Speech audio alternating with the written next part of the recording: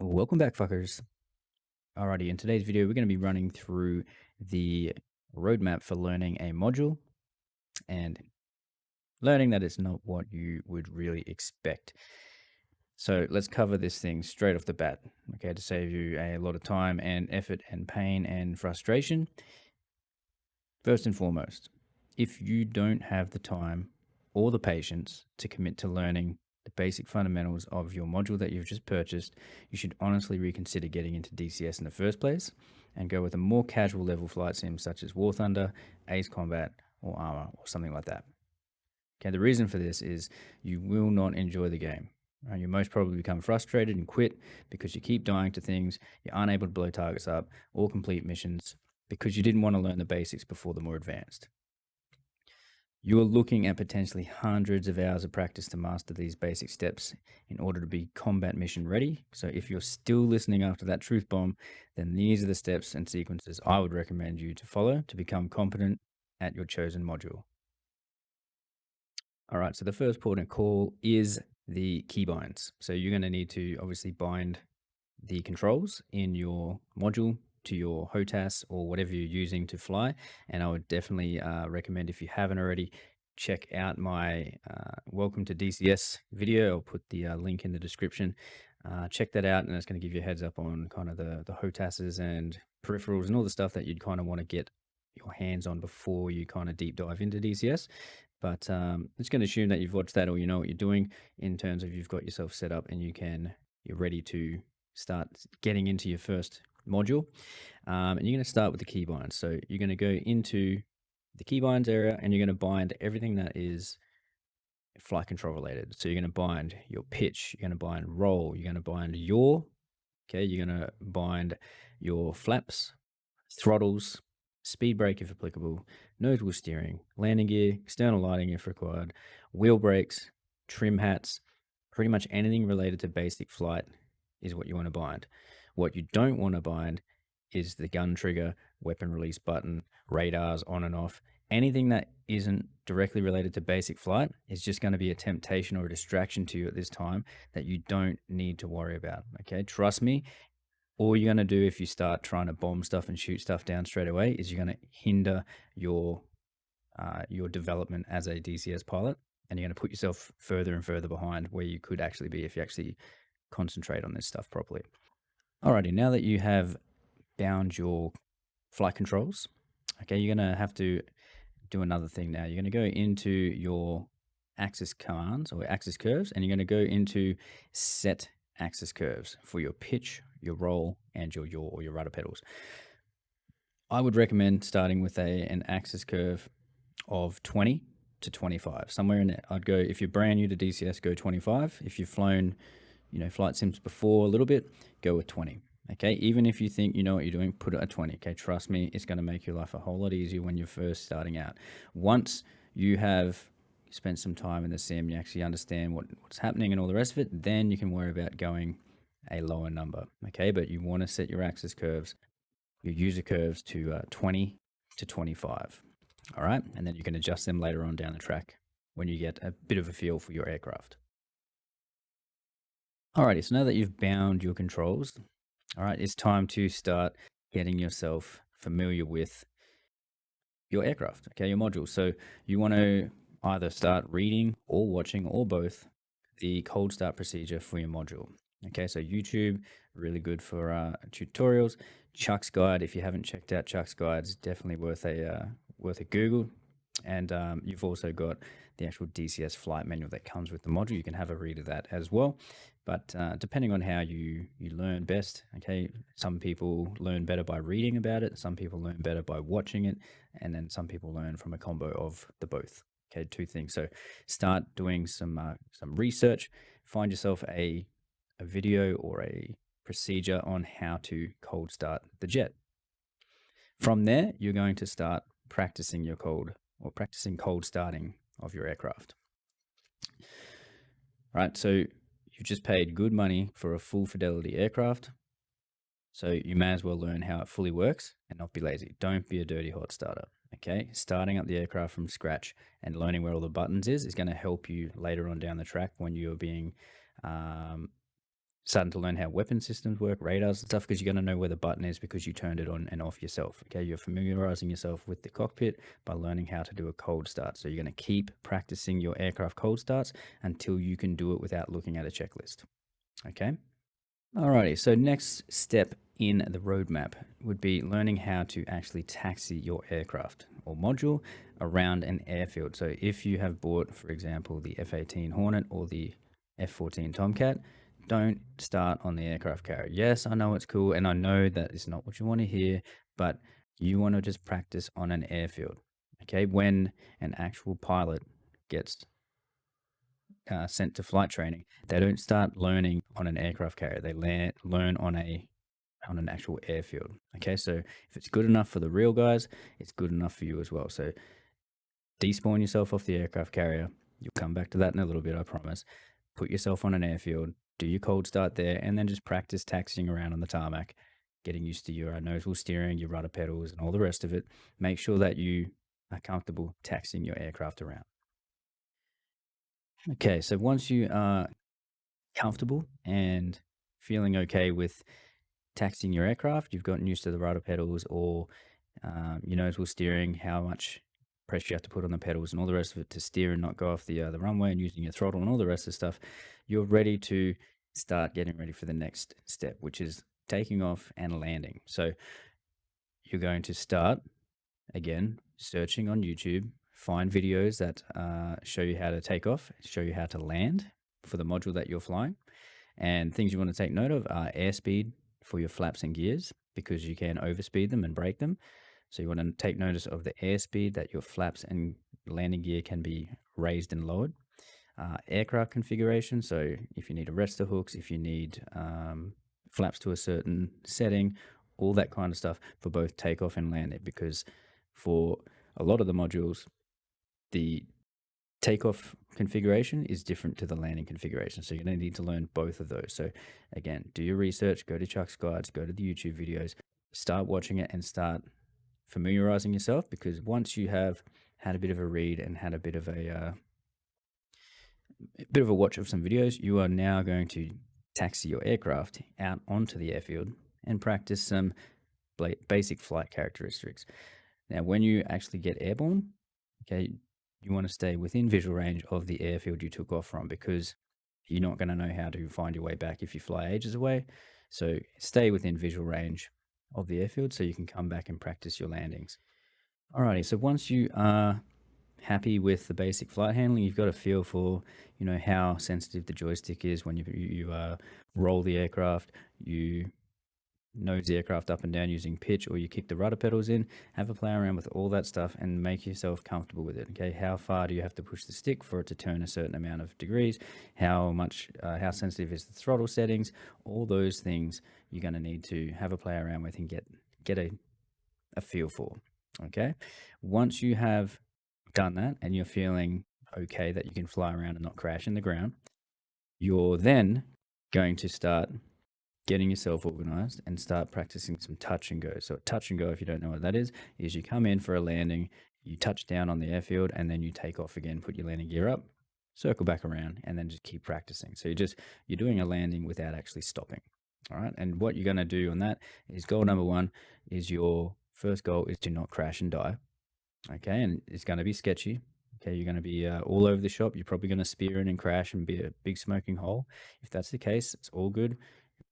Jump in another aircraft, reslot, and then go through it all again. Do your aircraft cold start, taxi out onto the runway, take off, have a bit of a fly around, and come back and have another go at landing. Every time that you die is a learning experience for you to practice the stuff that you didn't die on before. Okay, so you're reinforcing good habits for the stuff that you didn't die on. Okay, so the next step in your journey to becoming competent is, once you're able to successfully take off and land without any issues, so you're not smashing the landing gear in and requiring a repair, or flat out just crashing the aircraft into the ground. You're not overstressing anything when you're taking off by leaving the gear and flaps down, any of that stuff. So as soon as you can take off and land successfully and your aircraft is still serviceable and airworthy when you put it back on the ground, you're ready to start moving on to the next little phase. So now you're going to start looking at the communications menu at DCS. So keybinds for your radios, in the aircraft and bind them as required, and then start looking at getting your ATC, right, air traffic control comms. So calling up the radio frequency for the actual airfield that you're at, and using the comms to contact the airfield and say that you are, requesting takeoff and requesting landing. The reason for that is because if you are flying in a dusk or nighttime sortie and you don't radio in the airfield, they will not put the lights on. You won't be able to see. So you got to radio in to get them to turn the lights on. So it's always a good habit to get into, to call the tower of the airfield that you're landing at or the carrier so that they turn their lights on for you at nighttime. All right, so once you have figured out how to use the radios, the next step is how to enter in waypoints or data into your aircraft if it is applicable. So if you've purchased a module that you can actually manually enter in waypoints on the fly, that you don't need waypoints set by the mission editor. So more of the modern aircraft, you're going to be able to do this. You're going to, again, do your research, find some videos, look at Chuck's guides, and learn how to input data into your aircraft to put a waypoint in. Okay, waypoints is what you want to start learning at. On the next step, how do you enter a waypoint? How can you edit the waypoint or delete the waypoint from your aircraft module you've selected? Once you or while you're working on that, also familiarize yourself with TACAN. Okay, TACAN, which is a navigation system as well that some airfields are fitted with. And if you're going to be doing carrier ops or aerial refueling, you're going to have to know how to use the TACAN. So that is the next thing you need to familiarize yourself with as well. TACAN plus data entry for waypoints. Alrighty, so once you are competent and you're confident that you can enter a waypoint and you know how to edit and change it if you enter it wrong, what you're going to do now is you're going to open up the F10 map and just have a look around and just copy down some waypoint information. So if you're not sure on how to use the F10 map, again, do some research and learn how to use the F10 map. All right, there's plenty of guides and stuff out there. Learn how to use the F10 map, get some waypoints, write down the coordinates, and then you're going to enter those coordinates in to your aircraft and then fly that flight plan. Okay, so fly from, pick a few waypoints out. And then what I want you to do as well is also pick an airfield. So if you're on the Caucasus map, which you most probably are because you've only got the one map so far, if you're on the Caucasus map, choose an airfield that has got a TACAN. Some of them off the top of my head are Batumi and Kobaleti. Those two definitely have TACANs. So find the TACAN or an airfield that has a TACAN, and you're going to tune in to that TACAN beacon and then use that to navigate to an airfield when you finish flying your waypoints. All right, it's just going to be like a consolidation flight on in DCS World. And if you want to know kind of how that would all go together, I'll put a little pop-up on the video right now of my consolidation flight in the F-18 Hornet, where we pretty much cover the basics of all this stuff. And yeah, you can fly it along. From what the feedback I've gotten from the video, very, very helpful. It is tailored at the F-18 Hornet, but you can most certainly fly other modules and kind of follow along at the same time. Alrighty, so the next piece of your competent aviator puzzle is, now that you've gotten takeoffs, you've gotten landings, you've gotten waypoint navigation, you've got radios down, you've got TACAN navigation down, it's now time to actually start learning the proper procedures for taking off and landing as per the book. Okay, so we're pretty loose on the rule with your altitudes and all that kind of stuff. So if you haven't already, start having a watch of videos on how to do a correct airfield landing. All right, so you come in the correct altitudes, the correct airspeeds, you do your turns, you familiarize yourself with, the upwind leg, the downwind leg, finals, all the abbreviations and terminology. There's plenty of videos out there on those. Familiarize yourself with those, as well as if you are flying a carrier-capable aircraft. All right, start having a read and having a watch of Case 1 recoveries and carrier cat shots. Okay, launching off the catapults, the correct thing you're supposed to do. Okay, not just take off and fly, because if you are going to be flying on a multiplayer server at some point in time, or even you're going to be flying an in-depth mission from a campaign, you run the risk of, if you just do whatever you want, you run the risk of having a mid-air with another person or an AI aircraft because you didn't follow the actual procedures that are in place. Righto. So once you have finally mastered aircraft startup, aircraft taxi, aircraft takeoff from both an airfield on land and an aircraft carrier with the correct procedures, as well as landing correctly with correct procedures on an airfield and or the aircraft carrier, you are now ready to start the next challenge. Okay, so you should have all the previous points that I have detailed below.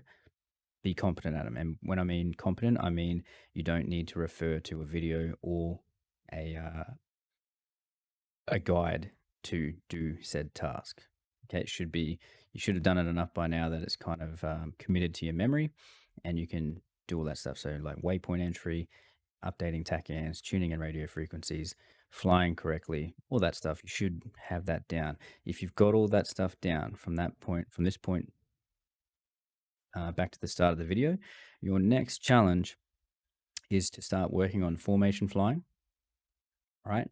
Or if your aircraft has got aero refueling capabilities, it's time to start learning how to aero refuel. Okay, so plenty of videos again on tips and tricks for aero refueling. This is going to be painful.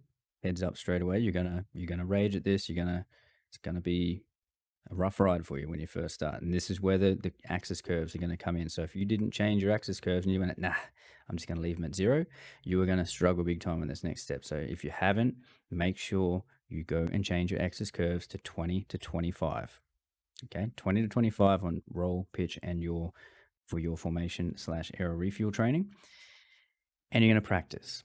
Okay, so if you have a aircraft that is capable of doing in-flight refueling, you're going to practice doing aero refuels. If you have a aircraft that doesn't have aero refueling capabilities, you are going to practice flying formation off of a tanker or another aircraft. So just put a tanker or another aircraft in the mission editor or in your mission, or just jump on a multiplayer server and just pick a plane and just fly near it. Okay, and your goal is to fly formation. Now, if you're doing aero refueling, if you can successfully aero refuel, you can successfully fly formation off of an aircraft, because that is all aero refueling is. It's formation flying. That is it. So if you can aero refuel, no dramas, you also, by a byproduct of that, can fly formation at the same time. Well done. All right, so we're almost there, guys. You're almost at the level that you need to be actually useful in missions. So once you can do all of the above steps, procedures successfully and competently, you know how to do it without looking at videos or Chuck's guides or your own little notes. You can kind of do it all by yourself now. You are now mission capable and have the basic skills required to be useful in a flight with your mates or in a multiplayer server. You can keep yourself alive and you're not going to die. Once you're at this stage, this is when you should actually start looking at learning how to do, the weapon systems, like learning how to use the radar, learning how to drop bombs, learning how to shoot missiles. This is the point. You should have all this other stuff that I've talked about beforehand. That should be already established. Okay, because remember, this is the proper way you should learn how to fly an aircraft, right? Because remember, the real fighter pilots, they don't rock up on their first day of flight training and it's like, all right, guys, we're taking off from an aircraft carrier. We're going to go and do a BVR, shoot AMRAAMs at each other, and then we're going to go do some aero refueling. We're going to go and drop some bombs on a target using JDAMs and laser guided bombs with a JTAC, and then we're going to RTB back to the boat and we're going to do a case 3 recovery, all on your first day. They're not going to do that. Okay, you're going to start off with the basics of how do you start the aircraft up, how do you turn the radio on, how do you do a taxi, how do you turn your nose wheel steering on, your brakes, all that stuff. You need to learn all the basic stuff before you worry about dropping bombs on things. All of the above skills are going to take you hours, if not hundreds of hours, to get good at. So remember, if you try to sprint before you've learned how to crawl, you're setting yourself up for a bad time. Okay? Think of it as building blocks. Okay? You got to learn how to crawl first. Once you learn how to crawl, then you start walking. Once you learn how to walk, then you start jogging. Once you can jog, then you start running. Once you start running, then you can start sprinting. Okay? You don't just go from being born as a kid to sprinting the 100 meters at the Olympic finals. That doesn't happen.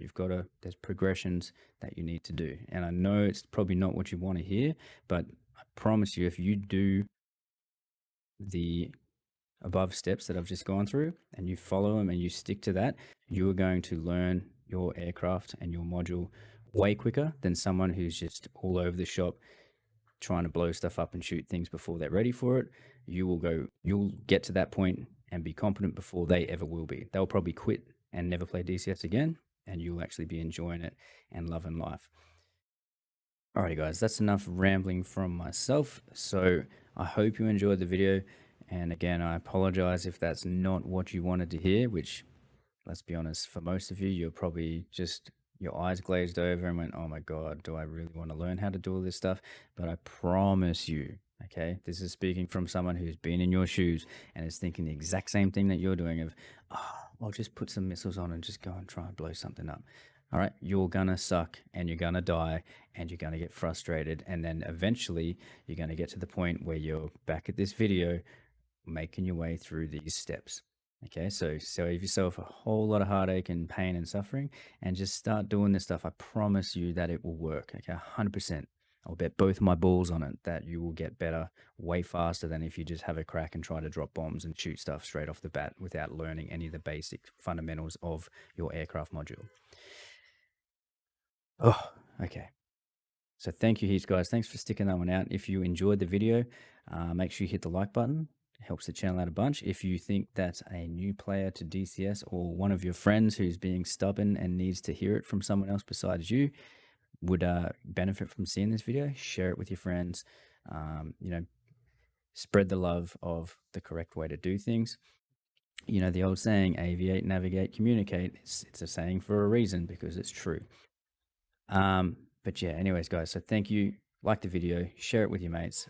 And if you haven't already and you enjoyed the content, you enjoy the channel, really appreciate if you hit the big old red subscribe button for me. We're almost at 4,000 subscribers, which is absolutely crazy. So thank you to everyone that has subscribed already. And if you just hit the subscribe button, thank you, you legend. I really do appreciate all of you guys for, dropping comments, leaving likes, watching the videos.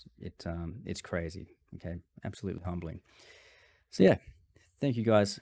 And I'll leave it there and I'll catch you guys in the next one. See you later.